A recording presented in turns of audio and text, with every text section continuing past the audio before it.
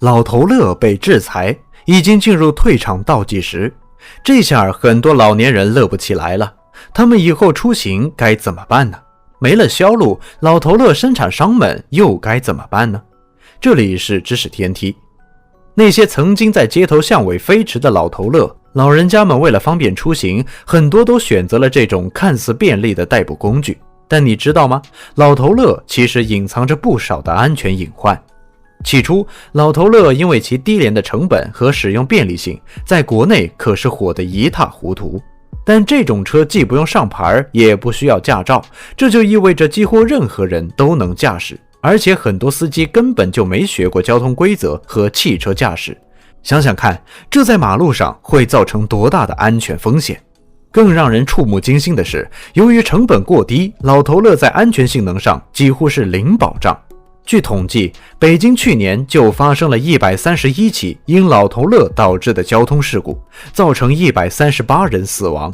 另外，从2013年到2018年，因为4轮低速电动车导致的交通事故多达83万起，直接导致了 1.8 万人丧生， 18.6 万人受伤。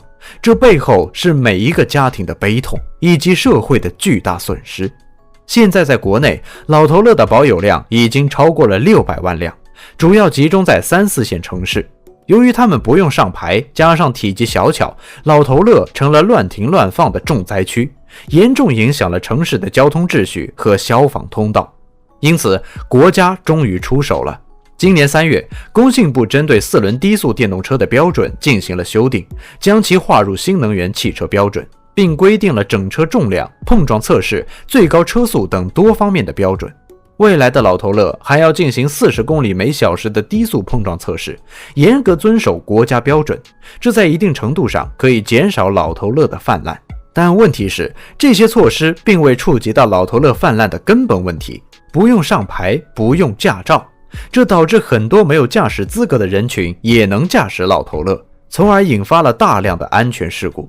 要真正从根源上解决问题，可能还是需要上牌照，让驾驶者受到交通规则的约束。近年来，老头乐引发的安全事故高达83万起，老头乐厂家该何去何从？是转型升级，还是黯然退出市场？先来看看过去的辉煌。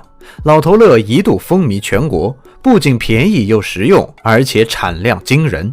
从2013年开始，中国的低速电动车市场保持了 50% 以上的高速增长，形成了年产100万辆，拉动经济1000亿元，吸纳了约100万人的产业规模。不得不说，这可是一个1000亿产业。但是，随着政策的变化，老头乐厂商面临了前所未有的挑战。举个例子，雷丁汽车，这家曾是老头乐市场的佼佼者，曾连续3年荣获低速电动车销售冠军，年销售额一度高达120亿元。尽管如此，在市场和政策的双重压力下，公司决定进行转型，但这一转型之路充满艰辛。由于资金问题，雷丁汽车最终不幸走向了破产。对于老年代步车生产商而言，最大的转型挑战源于传统汽车制造商。如今，这些传统制造商已经推出了诸多微型电动车型，例如五菱宏光 mini EV、东风风光 mini EV 等。这些正规车企拥有足够的资金实力、技术储备、完善的营销体系和高品牌知名度，进一步压缩了老头乐厂商的生存空间。但话说回来，转型并非不可能。有一些老头乐厂商已经开始尝试走向新能源汽车市场，他们通过收购传统车企、申请生产资质或与传统车企合作等方式，已经获得了国家对于乘用车和商用车的生产许可。例如，山东力驰和北汽制造合作，推出了如元宝、嫦娥 EV 等微型车型。尽管其销售量不如行业巨头，但这至少标志着他们转型之路的初步成功。所以，老头乐厂商要想在这场竞争中存活下来，就必须拿出创新的策略和强大的执行力。老年人专用代步车5年造成83万起事故，老头乐要退场了吗？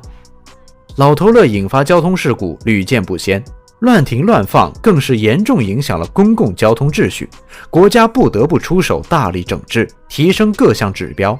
虽然老头乐因安全问题受到限制，但它在我们的生活中还是扮演着重要的角色。未来老头乐会如何发展呢？首先，我们得认识到老头乐在社区交通中的地位。尽管面临政策的限制，老头乐去年的年产销量还是有 33.5 万台。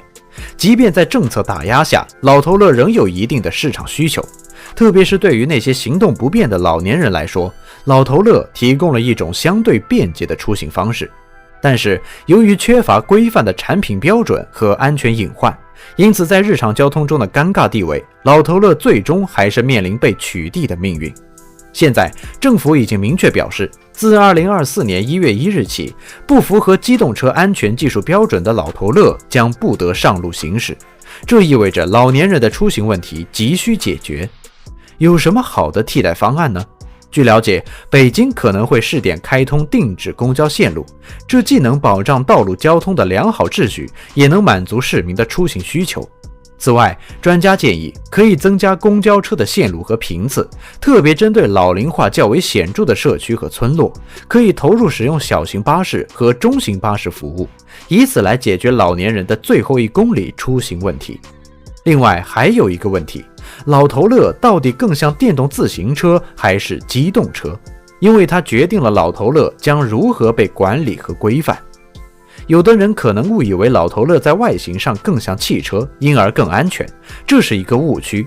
汽车的性能优于老头乐，因为汽车有成熟的操控系统和安全系统，这些都建立在长期发展和较高制造成本的基础上。相比之下，老头乐在安全性上远远不及。如果把老头乐当作机动车来管理，那么它就需要遵守更为严格的交通法规，包括驾照管理、保险等。这样一来，老头乐的使用成本会增加，可能会影响到老年人的接受度。总的来说，道路交通安全事关每一个人，在严格管理老头乐的同时，也需要考虑到老年人的出行需求，并提供合适的替代出行方式。这不仅是一个关于交通工具的问题，更是一个关于社会责任、技术创新和适应变化的话题。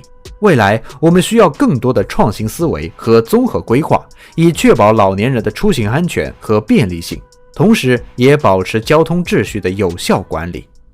知识天梯，专注你不知道的实务科普，我们下期再见。